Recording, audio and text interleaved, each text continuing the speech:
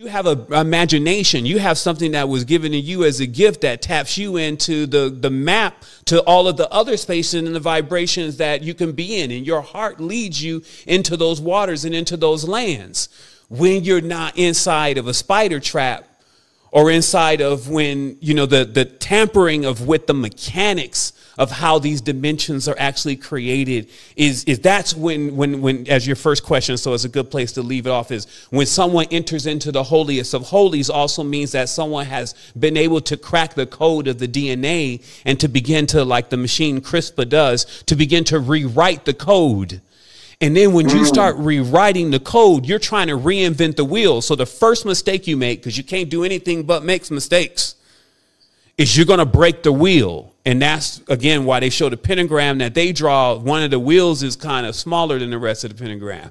It's broken.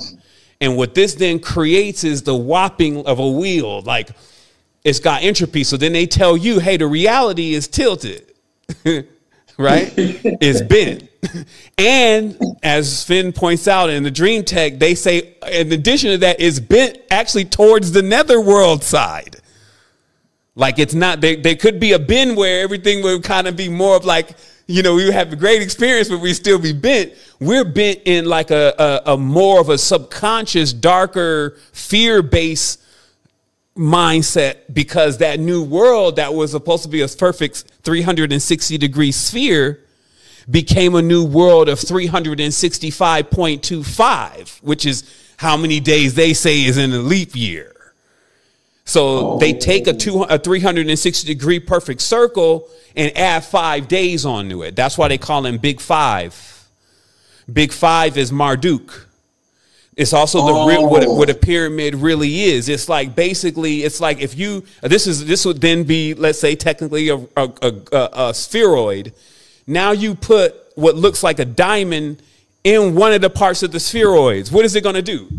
It's gonna start going like what looks like the Armarillion sphere.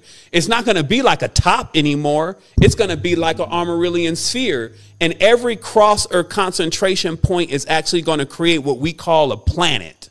Because now you have what looks like X's, which is what their latitude and longitude lines, the original ones, correspond to. You have like X's basically cutting through the energetic field. So then the whole body is cut.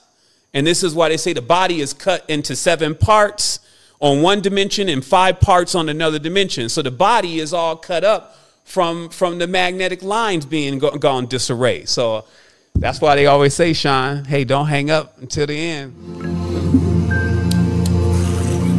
Wholeness Balance vibrations, and thank you so much for taking the opportunity to actually look at this video. I wanted to say to you, wow. You really impressed me. You've actually been able to crack through the entire thing and see that there is some truth to what we're actually doing, and you've connected with this mission even to a point where you really wanted to contribute to it financially, and that means a lot these days.